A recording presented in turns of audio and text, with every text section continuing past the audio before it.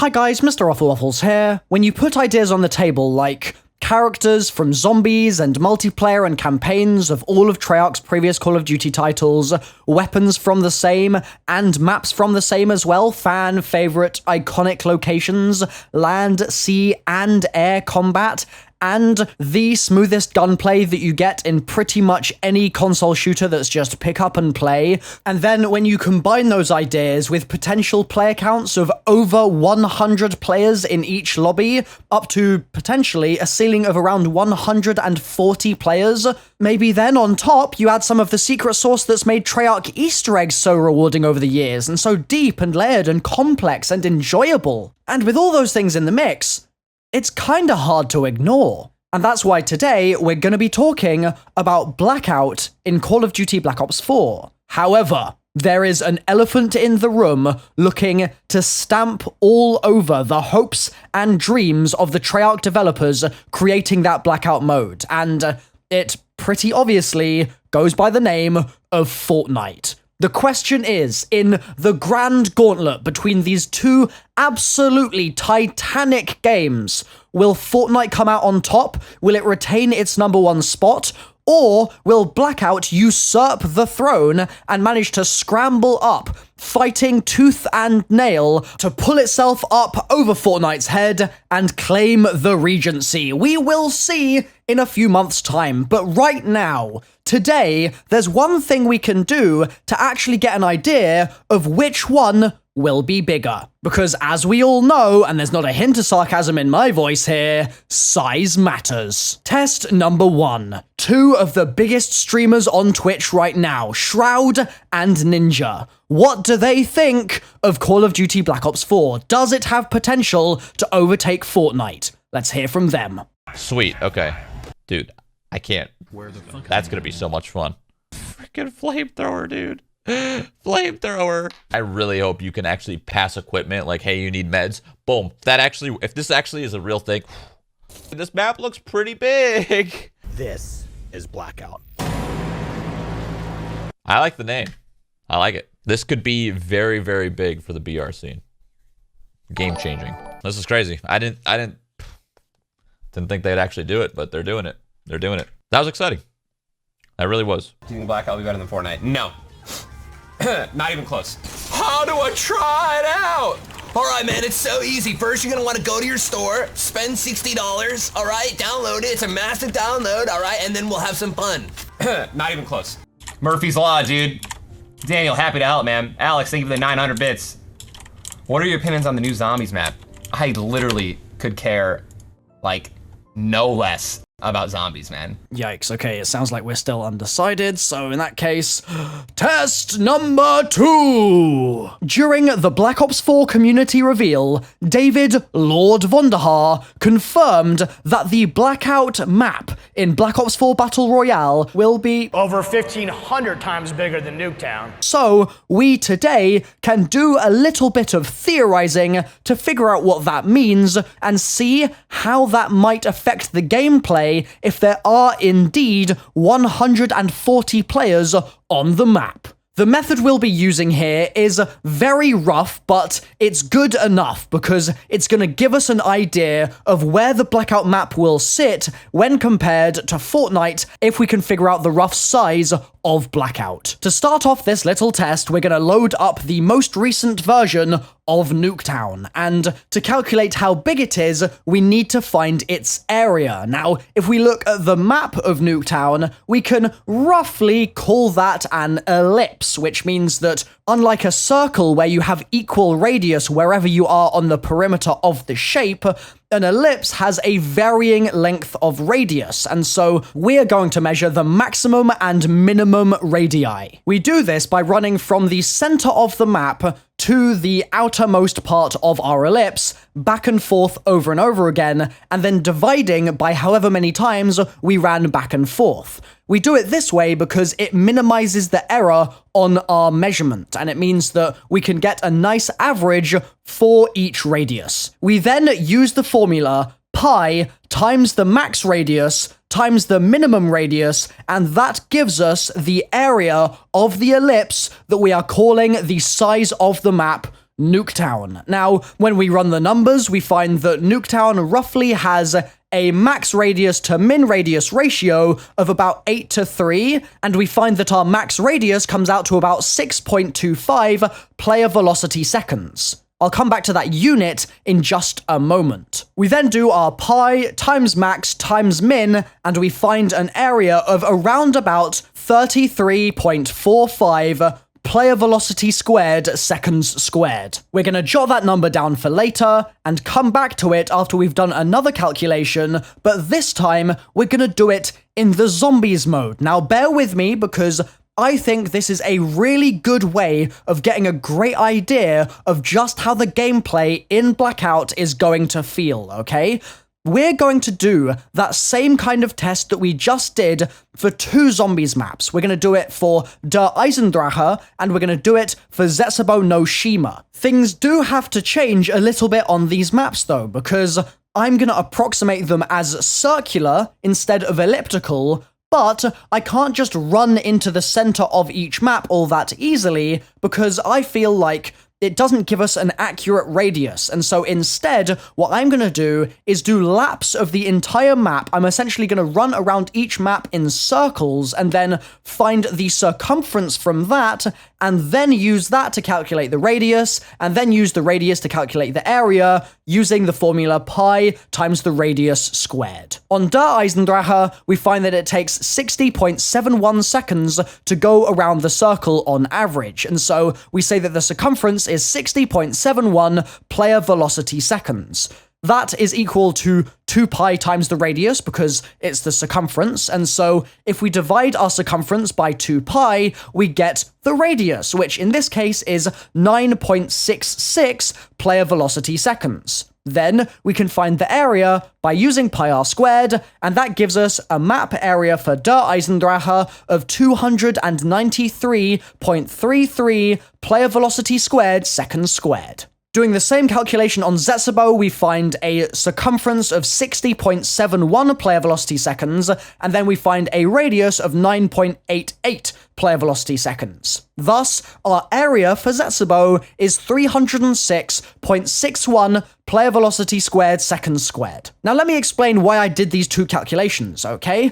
I wanted to prove that Der Eisen and Zetsubou, although they feel quite different in terms of size, actually, when you're zooming around them, don't have particularly different lap times. And so we are going to approximate that a given map, such as a Zetsubou or a DE, will have an area of around 300 player velocity squared seconds squared. Now, from this point on, I'm going to drop the units because this whole time I've been saying player velocity and things like that, and that's because I'm not worried about how fast the player is traveling on Zetsubou compared to Nuketown, for example, because it will cancel out when we make our comparison. The player velocity I keep mentioning is obviously a distance divided by a time, and after that I keep saying seconds, and that's a time too, so that means that we cancel the time parts and we're just left with a distance, or when it's squared, we're left with an area. So if we look back at our numbers and we just round them to the nearest 10 or so for convenience,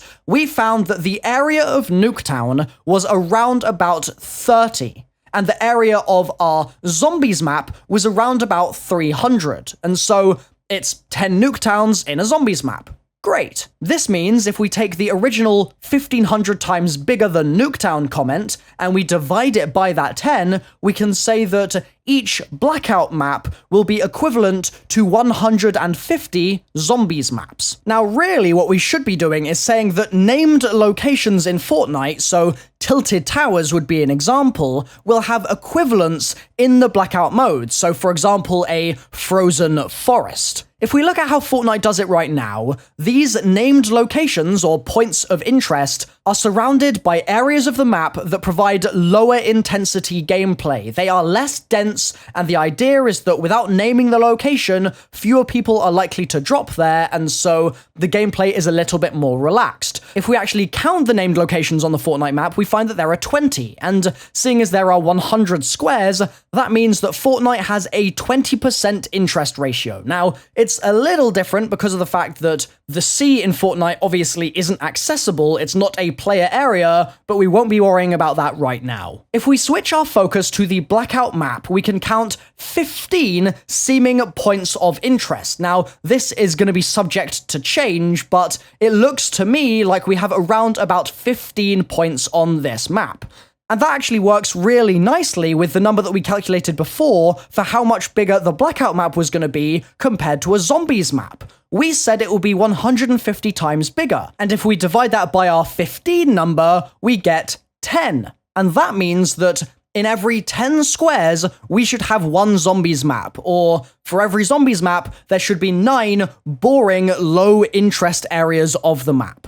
If you've been paying super close attention so far, you may have noticed that throughout this video, I have avoided making any true length measurements, and by that I mean I haven't tried to say this length in-game is this number of actual meters. Similarly, I haven't said this length in Blackout is going to be equivalent to this length in Fortnite, and that's because I don't think that's actually the key to what's interesting here. I think it's more interesting to first of all talk about density of players when compared to number of points of interest. As I mentioned previously, in Fortnite we have a 20% interest ratio on the map. For Blackout though, it seems like we're only going to have one main point of interest per 10 grid squares. However, Fortnite has 100 players in the lobby, but Blackout is alleged to have upwards of 140, and so for the purpose of this video, let's go with 150 as the max player count for Blackout. Now you can kind of interpret this in two ways. You could see it as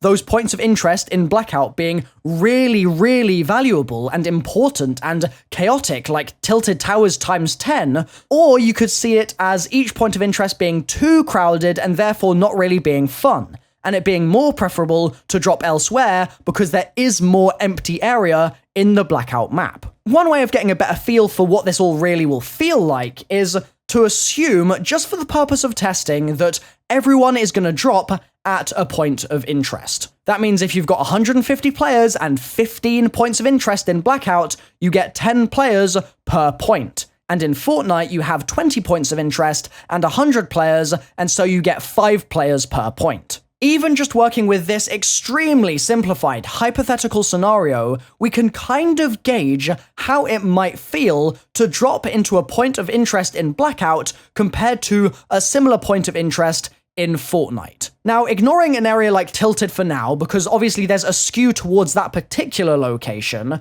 we all know what it's like to drop into an average named location in Fortnite, so Dusty Divot, Wailing Woods, Flush Factory, all those sorts of things. However, we now can say that, roughly speaking, each similar average experience in a named location in Blackout will have twice as many people in it. Suddenly you're going from 5 in Fortnite to 10 in Blackout, and it just so happens that in Black Ops 4, Treyarch have changed the max player count in your standard multiplayer lobbies from 6 down to 5. And that means that each drop into an average named location in a Blackout might end up feeling like a quick game of free-for-all. It's going to be a lot more dense compared to what we're used to in Fortnite, where you might end a game with only 2 or 3 kills. I've done it myself multiple times. And yes, if you get better at the game, you can push up and slay more in Fortnite and hunt people down, but your average experience is not to be killing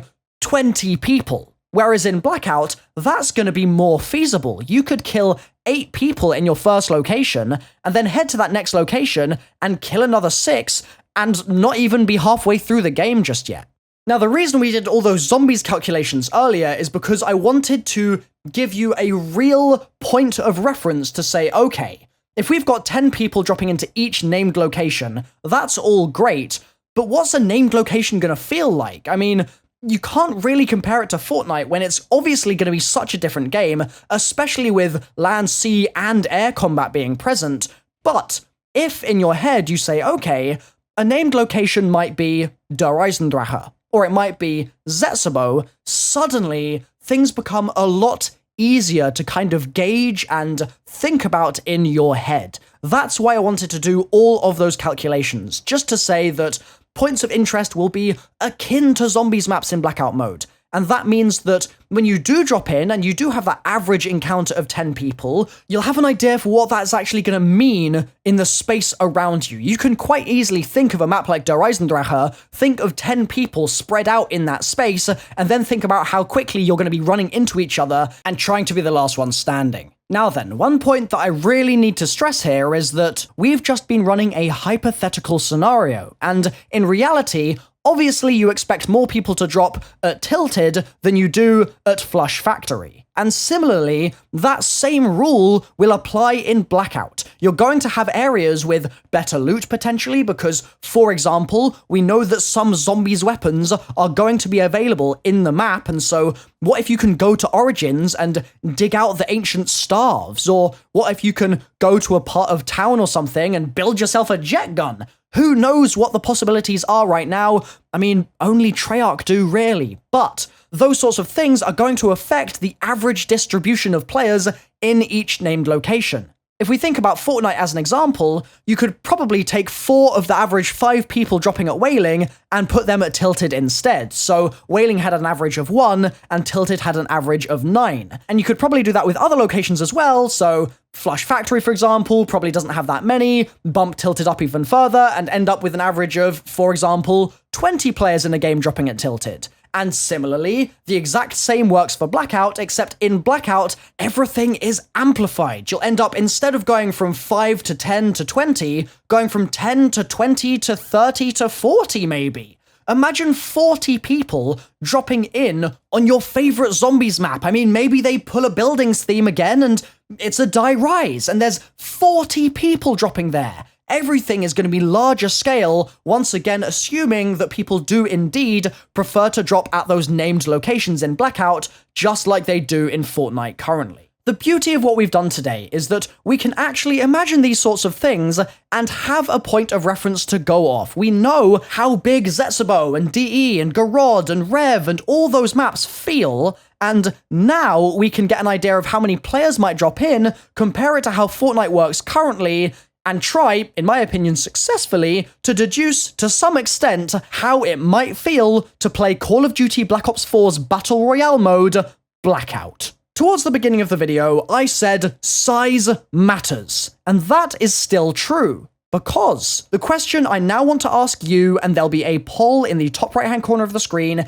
and you can answer it in the comments as well, is as follows. Do you prefer a map that is less dense because it's bigger and there are fewer players dropping in? Or do you prefer a map that is more dense because there are fewer points of interest, it's a smaller map, and there are more people dropping in? Please let me know your thoughts, vote on that poll, drop a like while you're at it as well. This has been quite a lot of work to make this video work as well as I wanted it to, and fingers crossed you'll also subscribe and turn on notifications so you don't miss any uploads from me in the future. If you have a video request for something you'd like me to talk about in the future regarding Fortnite or Black Ops 4, let me know in the comments as well. On screen right now there'll be some other videos for you to watch, but for now I think I'm going to sign out. Cheers for watching. I have been MrRoflWaffles. Bye-bye.